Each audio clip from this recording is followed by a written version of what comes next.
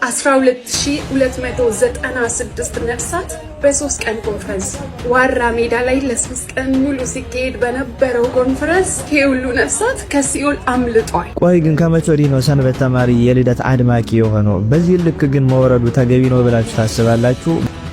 ኦሮሚያ ክልል ይሄው ችግር አለበት። አንገቱ ላይ ክር ሲያዩ የአማራ የነፍጠኛ እያሉት ቢስሚላሂ ረህማኒ ረሂም ከሚለው ጀምርና አውዝ ቢላሂ ሸይጣኒ ረጂም ከሚለው ከዛ ሄደበት ማሳቀቅ ስንቱ ቤተክርስቲያን ሸሽቶ ወጥቷል። ሁሉንም ባገኛችሁት ድንጋይ እየተቀጠቀጣችሁ ታፍሩበታላችሁ። ባይዘ መሐመድን በጣም ነው የምትሸማቀቁበት። ነው ዳት እንግዲህ በአርሲ ላይ ከተጨፈጨፉ ሰዎች ውስጥ እኚህ አባት በጣም አንጀቴን ይበሉኝ አባት ናቸው። ቆላ ደጋ በሚል አንባላ ህቅ ደገኛ ነው። በክርስቶስ መጠለል መልመል ማለት ነው። ክርስቲያኖች ሰላም ለእናንተ ይሁን። እንደምን አላችሁ? እንደምን ቆያችሁ? አሜን። አምላከ አበው ቅዱስ እግዚአብሔር ስሙ የተመሰገነ ይሁን። በዛሬው ቪዲዮ ከ12 ሺህ በላይ ምእመናን መንፈቀዋል፣ መናፈቁናል፣ መንፍቅናን ተቀብሏል የሚል መረጃ ወጥቷል። በሱ ዙሪያ የምንመለከት ይሆናል ማለት ነው። እንዲሁም ደግሞ መሲህ ብርጅስቶን ኢየሱስ ክርስቶስን አመልካለሁ መሐመድንም እከተላለሁ የሚል እጅግ በጣም አስደንጋጭ አሳፋሪ ነገር ተናግራለች።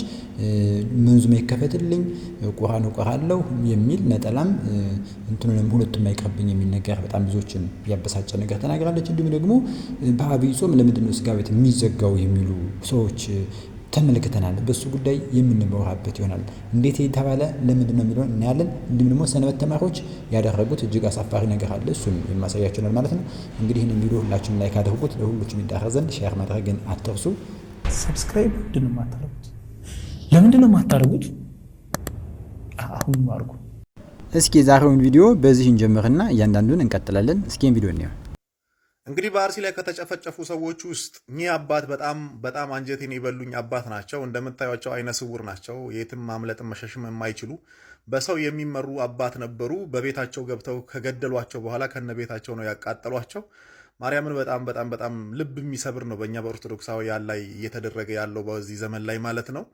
እንግዲህ እንደምታዩት ደግሞ በትላንትናው ዕለት በአቡነ ገብረ መንፈስ ቅዱስ በዓለ ንግሳቸው ትላንትና ተከብሯል ማለት ነው። ይህ ቤተክርስቲያን ማለት እንግዲህ ህዝቡን ከጨፈጨፉ ከገደሉ ቤታቸውን ካቃጠሉ ካወደሙባቸው በኋላ ሀብት ንብረታቸውን ከዘረፏቸው በኋላ ቀጥታ ወደ ቤተክርስቲያን ነው የሄዱት። ቤተክርስቲያኑን ደግሞ ያው እንደምታዩት እህሉን ዘረፉ። መዝረፍ ያለባቸውን ሲያግዙ አደሩ ዋሉ።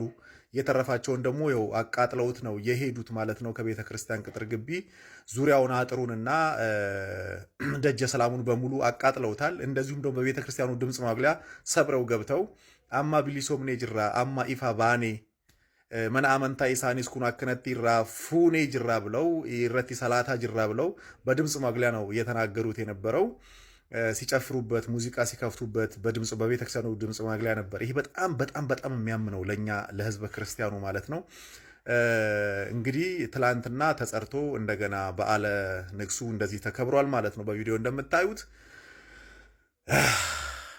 ያማል በጣም ከዚህ በላይ የሚያም ነገር የለም ለኛ ለኦርቶዶክሳውያን ማለት ነው። እግዚአብሔር አምላክ ይህንንም በእውነት ምህረቱን ይላክልን። እግዚአብሔር ይማራችሁ የማይባል በሽታ ነው ነብነ ባልተጻፈ አዋጅ እኛም ባላወቅ ነው ህግ እስኪመስል ድረስ ኦርቶዶክሳውያን መግደል ማሳደድ እዚህን ያህል አረጋውያን ደካሞችን ሁሉ እንዲህ የሚደረግበት ጊዜ ሆኗልና እግዚአብሔር በቃችሁ ይበልና። እስኪን ቪዲዮ ነው መግዛት ፍላጎት መግዛት ከምንበላው ምግብ ጨምሮ የሚጣፍጥ ምግብ ቢመጣ መጥኖ መብላት። አሁን ብፌዎች ቁጥራቸው አነጋጋሪ ነው አይደለም? ባለ 55 ባለ 64 አይነት ራሱ እንደዚህ አሁን ኬተሪንግ ቢሰሩ ስንሄድ እንደዛ አይደለም። ግን ስትሄዱ እስቲ ከተወሰነ ቁጥር በላይ ላለማንሳት ሞክሩ እናንተ። ይሄ እኮ ነው አቤት እያሉ ነፍስን በዚያ እያስደሰቱ ባንበላውም እንደዛ መደሰት የለብንም። ሰውነትን ገታ ማድረግ ያስፈልጋል። ከምንበላው ምግብ ጨምሮ መርጦ 2 3 ይበቃል። ምን ያደርጋል ነው ራስ ካሳይሉ እንዳሉት በምግብ ይመስለናል የምንበላው። ከምንበላው እኮ አብዛኛው ተመልሶ ይወጣል ይላሉ አይደል? ስለዚህ የምንኖረው በምግቡ አይደለም። ስስቱ ነው ትርፉ፣ ጨጓራ በሽታው ነው ትርፉ፣ መከራ ነው ትርፉ፣ ሸክም ነው ትርፉ። ቀልል ሊመስላችሁ ይችላል፣ ግን እውነተኛው ነገር ራስን መግዛት ነው። ጌታ ስስትን በትዕግስት ነው ብለን ራስን መግዛት፣ ማስተዋል፣ መወሰን በህይወት ላይ እንደዛ ስናደርግ ድል ወደ መንሳት ነው የምንሄደው። ከዛ ሌላው ፈቲው የፍቶቱ ድል አይነሳም። አይተን አንወዳደርም፣ አንናናቅም፣ አንቀናናም፣ አንመቀኛኝም። እነዚህ ሁሉም የመጡት ፍትወትን ባለመግዛት የዚህን ዓለም ሁሉ የኔ የማድረግ ይሄ ፍቅረ ነዋይ የምንለው እሱንም ደግሞ ጸሊአ ነዋይ የሚያስፈልገን ካለ ይበቃናል ነው ማለት ያለብን። ሶሎሞንን እግዚአብሔር የወደደለት እኮ እንዳልቸገር፣ እንዳልሰርቅ፣ እንዳልታበይም እንዳልጠግብ አይደለም ያስፈልገኝ ስጠኝ፣ ይልቁን ጥበብ እውቀት ስጠኝ እና የእውቀት ማደሪያዎች ምን ሆነው በነገራችን ላይ ብዙ ነገር የመያዝ ፍላጎታችን ሲቀንስ ነው። ነጋዴዎች ነግዱ አትርፉ። ይኸው ብቻ አሁን መነገድን እየተቃወምኩ እንዳይመስላቸው አንዳንዶቹ። ሀብታም ለመሆን ማንኛውንም ነገር ማድረግና ሰርቶ ሀብታም መሆን ሁለቱ የምስራቅና የምዕራብ ያህል የተራራቁ ናቸው። እየሰሩ እየደከሙ ሀብት ማግኘት ምንም አልተናቀም። አብርሃም ሀብት ስላለው አልተናቀም። ዳዊት ሀብት ስላለው አልተናቀም። ለሶሎሞንም እኮ ይሄን ስለጠየቅ ሀብትን ማንም የማይስተካከል አድርጌ እሰጥሃለሁ ነው። ኢዮብ ሀብት ስላለው አልተናቀም። ግን እነሱ በመስረቅ ያገኙት ሀብት አይደል፣ በመስራት ያገኙት በንጽህና እና ስናየው የሚገርማችሁ እነገሌ ሄዱ። አሁን እኛም ራሱ እንላቸዋለን ለእናንተ እነገሌ ሄዱ፣ እነዚህ አይደለም እንትና በዚህ ሄዱ፣ እንደዚህ በዚህ ልክ እንደ ፍልስጤም ጦር ያስፈሩናል። አንዳንዴ እንደ ሰናክሬም ጦር ያስፈሩናል እና እንፈራለን። ግን እንደዛ አይደለም። እውነቱን ስናየው እንደዛ አይደለም። ዓለም በጣም ኃላፊ ጠፊ፣ በቅጽበት የሚጠፋ ነገር።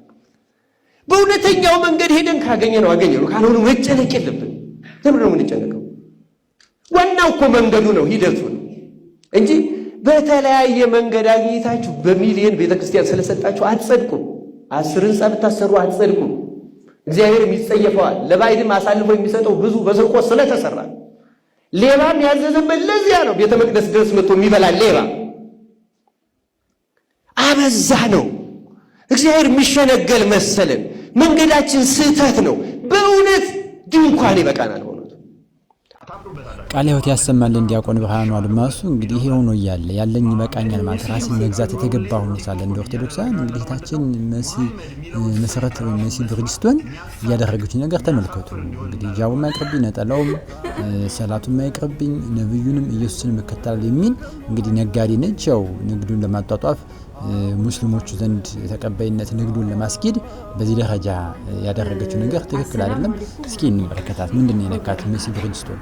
ቢስሚላህ ራህማን ራሂም ከሚለው ጀምርና አውዝ ቢላህ ሸይጣን ረጂም ከሚለው ከዛ ሄደበት ቀጥል።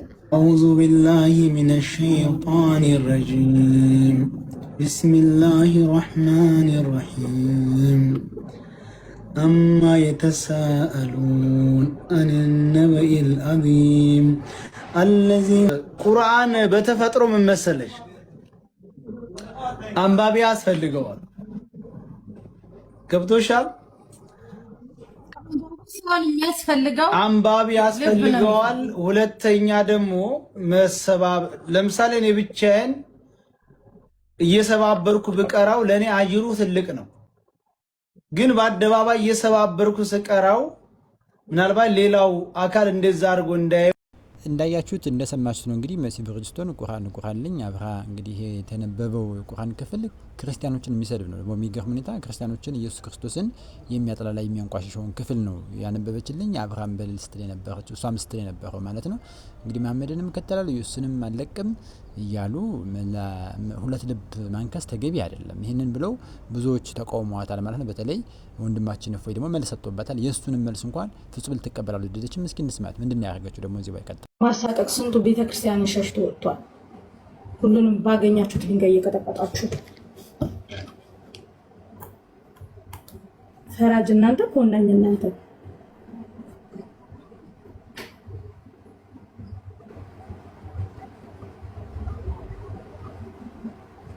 ሄዱ ሲጀመር ይቅርታ የምጠይቁ የለም። ማንም ቤትን ብጠራ እንደውም አልመጣም። ከገጸጹኝም ከተቆጡኝም አባቶቼ ናቸው እንደሚመክሩ። ቲክታክ ላይ እንደውም ማናችሁ ቤት አልመጣም። ሄዱ፣ አሁን ተበተኑ። ሄዱ፣ እዛ ሄዱ። ጻድቃችሁን ተጫወቱ። እዛ ቤታችሁን ከፍታችሁ እኔ ጋር እንዳትመጡ።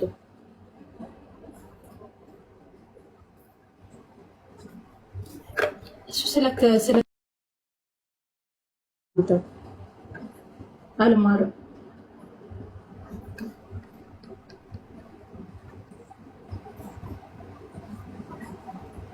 አዳሜ ለፎሎአችሁ እንጂ የትኛውንም የተዋህዶ ልጅ ልትጠብቁ አይደለም። ከሌሎቹ እምነት ተማሩ።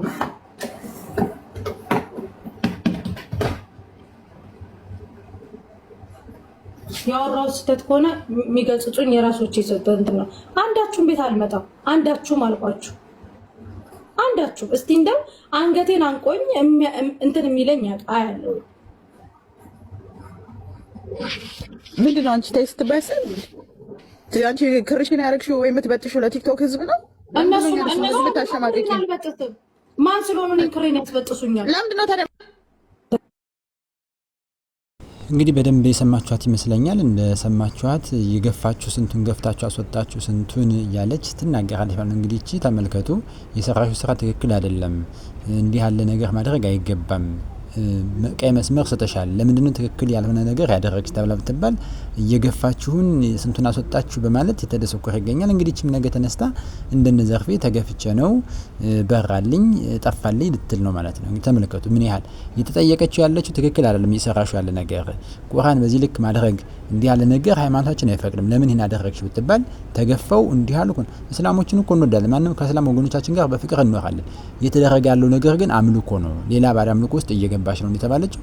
እርሷ ግን በሚገርም ሁኔታ በትዕቢት ነው ጭራሽ እየመለሰች ያለችው። እስኪ ወደ ላይኛው መረጃችን ስንመለከት ምንድነው የተፈጠረው? ከ12000 በላይ መናፍቅ ሆኗል መንፍቋል የተባለ ነው። እስኪ እንስማው። 12000 የሚበልጥ ሰው እምነቱን ቀይሯል። የትኛውም ቤተ እምነት ውስጥ ያላችሁ ሰዎች እንድትሰሙኝ እፈልጋለሁ። ለእናንተ የሚሆን ሀሳብ አለኝ፣ በተለይ ፕሮቴስታንቶች።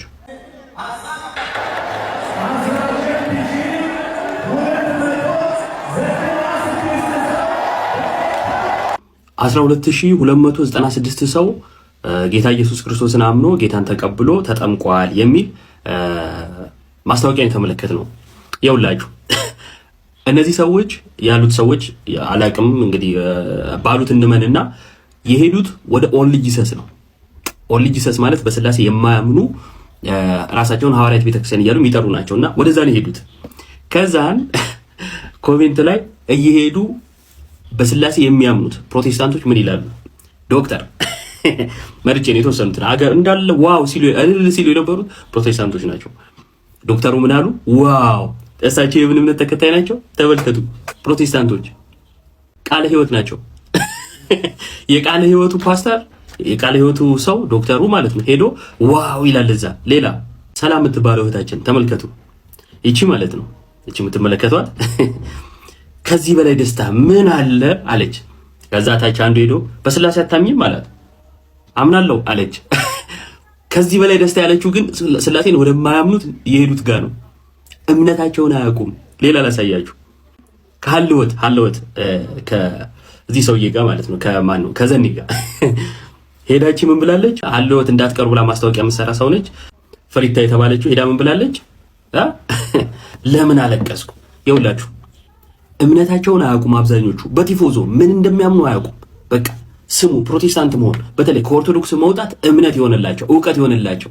እነዚህ ናቸው እንግዲህ እየወጡ ጣዖት አምላኪ፣ ማርያምን አምላኪ፣ ስዕል አምላኪ ወዘተ የሚሉት ስላሴን እንኳን የማያምን መለየት የማይችሉ ድንዙዛ እውቀት የሌላቸው እነዚህ ናቸው እንግዲህ እየመጡ አፋቸውን የሚያላቅቁት ማለት ነው። ወዳጄ ምንም የማያውቅ የሚያምነውን የማያውቅ ስላሴን የማያውቅ ነገረ ክርስቶስ ያልገባው ኢየሱስ አብ ነው የሚሉት ከሄዶ የሚለጠፍ የደነዘዘ ማህበረሰብ ይዘ ኦርቶዶክስ ላይ አፍን ማላቀቅ አትችልም። ስለዚህ ቁጭ ብለ ተማርም አስተምር። ይሄ ለእናንተ ያለኝ መልእክት ነው። የትኛውም ቤተ እምነት ውስጥ ያላችሁ መጀመሪያ እምነታችሁን ወቁ። ሰው እምነት ላይ አፍን ከማላቀቅ በፊት የራስን እምነት ማወቅ ይቀድማል። ያ ፕሮቴስታንቱ የሐሰት ዓለም እንግዲህ ሃይማኖቱን የሚለካው ወይም መነዘኛ አድርገው የሚቆጥሩት የሰውን ብዛት ነው እንጂ ሰው ምን ያህል ወደ ንስሐ ቀረበ፣ ወደ ጽድቅ፣ ወደ ቅዱስ ቁርባን ቀረበ የሚል ነገር የላቸውም። የለም ቁርባንም የለም ንስሐም የለም፣ ዝም ብሎ ጸድቃል እያሉ ማጃጃል ነው። ስለዚህ የሚቆጥሩት ሃይማኖቱን ጸና ብሎ የሚያስቡት ሰው በመጣ ቁጥር እና የሆነም ከኦርቶዶክስ ወጥቶ አይደለም። ይህን መረጃ መሳት የለባቸውም። ይህን መረጃ ግልጽ ላደርግላችሁ። ከኦርቶዶክስ 12 ሲወጡ ሳይሆን ከተለያዩ ቸርች ነው የወጣ። ከተለያዩ ቸርች ለምሳሌ ስላሴን የማያምኑ አሉ፣ በስላሴ የማያምኑ ፕሮቴስታንቶች አሉ፣ ደግሞ ሉተሪያን የሚባላሉ፣ ጴንጤቆስጤ የሚባሉ ከዛ ይወጡ ወደ ሌላ ቸርች ስለገቡ ነው። ይሄንን እንግዲህ ወንድማችን ይገባ በደንብ ነው መረጃው ነው የወጣው ማለት ነው። እያንዳንዷን ኮሚቴ ተከታተለ ማን ምን እንዳለች ማን ደግሞ ምን እንደሆነች ከስላሴ ከሚያምኑት ወደ ፕሮቴስታንቱ ከፕሮቴስታንቱ ወደ ሉተራውያን የተቀላቀሉትን ነው የገለጹት ማለት ነው። በዚህ ልክ ተረዱት። የውሸት መረጃ ነው ያወጡት። ቆይ ግን ከመቼ ወዲህ ነው ሰንበት ተማሪ የልደት አድማቂ የሆነው? በዚህ ልክ ግን መውረዱ ተገቢ ነው ብላችሁ ታስባላችሁ? በመጀመሪያ ስንመለከት እንደ ቤተክርስቲያን አስተምሮ ልደትን ማክበር ለራሱ ተገቢ ነው ወይ? እሺ እሱንም እንተወውና በአንድ ግለሰብ ልደት ላይ እነዚህ መነኮሳትና እንዲሁም ደግሞ እነዚህ ሰንበት ተማሪዎች መገኘት ነበረባቸው። ምንም ባስመለከተ የተክሊል ስነ ስርዓት ላይ ቆም የምትገኙትን ያ ተክሊል ለቤተክርስቲያን ክብር ስለሆነ ነው።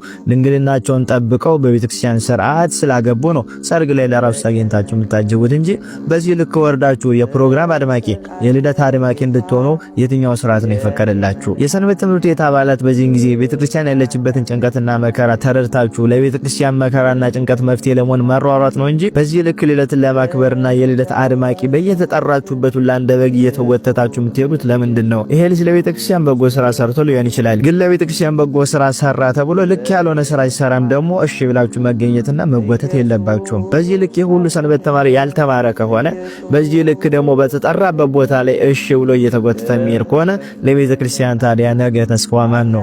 ማን ነው ስርዓቷን የሚያስጠብቅላት? ከናንተ ኋላ የሚነሱ ህፃናትም አድርገው እንደናንተ ልደት አድማቂ እንዲሆኑ ነው እንደምትፈልጉት ወይ? ስለዚህ መስተካከል መቻል አለበት። ዝም ተብሎ መታለፍ የለበትም። ይሄ ቤተ ክርስቲያን ያዘዘችን ስርዓትና ትምህርት አይደለም። በራሳችሁ ጊዜ ዘመን የወለደውን ነገር የምትከተሉ ሰንበት ትምህርት ቤቶች እንዲሁም ሰንበት ተማሪዎች ስርዓታችሁን መያዝ አለባችሁ። በእናንተ ምክንያት ብዙ ሰንበት ትምህርት ቤቶች መሰደብና መወቀስ የለባቸውም። መነኮሳትም ትታዩኛላችሁ።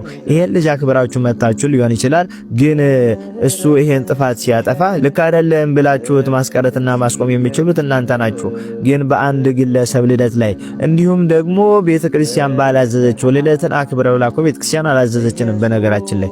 ስለዚህ ከዛ አስተምሮ ውጪ በሆነ መንገድ ላይ ተገኝታችሁ እንዲህ የግለሰብ ልደት አድማቂ በመሆናችሁ በጣም ታሳፍራላችሁ። አሁን ሰንበት ትምህርት ቤት ለቤተክርስቲያን የጀርባ አጥንት ሆኖ አባቶች የተባሉት ዝም ብሎ ለደሞዛቸው ለስልጣናቸው ተጨንቀው ዝም ባሉበት ሰዓት ሰንበት ተማሪ ነበር በዚህን ጊዜ ወጥቶ ለቤተክርስቲያን ዘብ መቆምና መከላከል የነበረበትም ያለበትም።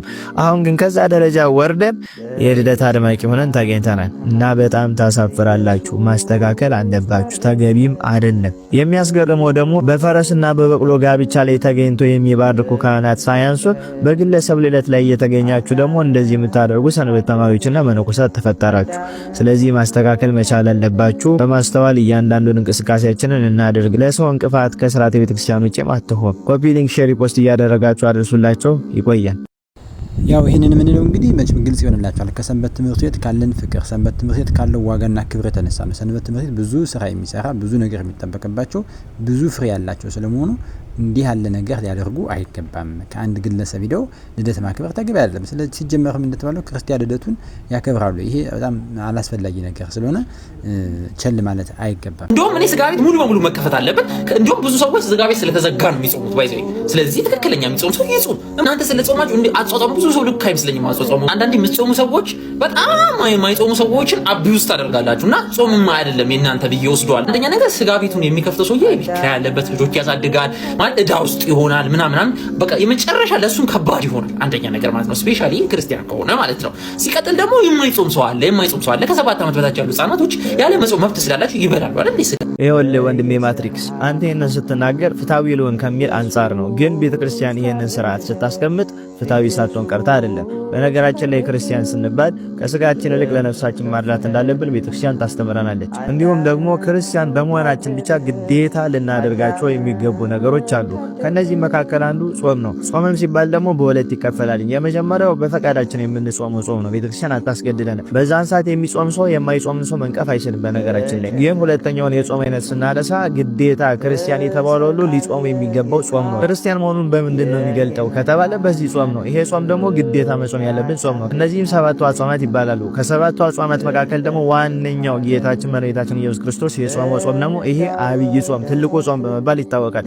በዚህ ጾም ጊዜ ታዲያ ክርስቲያን ተብሎ ምንም ያህል ቢቸገር ለምን እንዲህ ያደርጋል የሚል ጥያቄ ማንሳት አለበት። ችግር የለውም የታመመ ሰው ቢኖርስ ህፃናት ቢኖርስ እንደዚህ አይነት ንግግሮች ለዘብተኛ ክርስቲያኖች እንዲፈጠሩ እያደረገ ነው። ለዘብተኛ ክርስቲያን ደግሞ ለቤተክርስቲያን የማያስብ ለስጋው ለሆዱ ብቻ የሚያደላ ክርስቲያን ነው። ስለዚህ እንደዚህ አይነት ንግግሮች ክርስቲያኖችን የሚያለዝቡ ግዴታቸውን እንዳይወጡ የሚያደርጉ ንግግሮች ናቸው። ምክንያቱም ሃይማኖት ያለ ምግባር፣ ምግባር ያለ ሃይማኖት አይቆምምና እኛ ሃይማኖት አለን። ምግባር የምንሰራው ደግሞ በአጽዋማት በጸሎት በስግደት ነው። ክርስቲያን ተብሎ 7ቱን አጽዋማት የማይጾም ክርስቲያን ክርስትናውን በምን ይገልጠዋል ታዲያ? በቤተ ክርስቲያናችን አስተምህሮት ምን ችግር አለው ሳይሆን መጽሐፍት ምን ይላሉ የሚል መሰረታዊ ነገሮች አሉ። ስለዚህ ፍትሐ ነገሥት ምን ይላል እንዴት ነው የሚለው መተት አለበት እንጂ እንዲህ ያሉ ምን ችግር አለ የሚሉ ለዘብተኛ ክርስቲያን በሃይማኖቱ የማይቆረቆር ሃይማኖቱ ቀና ያልሆነና ሕግጋተ እግዚአብሔርን እንዳይፈጽም የሚያደርጉ ትውልድ ምእመናን ሊያፈራ ስለሚችል ምን ችግር አለ ከማለት ልማድ መውጣት መቻል አለብን ማለት ነው። እንግዲህ ቤተ ክርስቲያናችን በፍትሐ ነገሥቱ እንኳን ስለ ሕፃናት አይደለም ሌሎቹ ለአዋቂዎች ቀርቶ ወልደው ለተኙ አራስ እንኳን ሕግ ስርዓት አለ። በምን መልኩ እንደሚጾሙ እንዴት እንደሚሆኑ ለዛ ሁሉ የተቀመጠ ጥንቅቅ ያለ ያለቀላት ቤተክርስቲያናችን በነገራችን ላይ ያለቀላት ናት። የሚሰራበቷን የሚጨመርላት ምንም ነገር የለም ማለት ነው። ስለዚህ ይህንን ማድረግ አስፈላጊ ነው። እንዲህ አይነት ሀሳብ ያላችሁ ሰዎች ልብ ግዙ። ምን ችግር አለ ከሚል ሀሳብ ውጡ። እናንተስ በዚህ ዙሪያ ምን ትላላችሁ? ሀሳብ አስታችሁ ምንድነው? በዛሬው ቪዲዮ ምን ተመለከታችሁ? እስኪ ሀሳባችሁን እንወያይበት። ሀሳባችሁን በጋራ አስቀምጡ። እናንተ ሀሳብ ምንድነው? የተለያየ ነገር ገጥሟችሁ ሊሆን ስለሚችል ማለት ነው። ሰላም ለእናንተ ይሁን። ሰላም ቆዩ።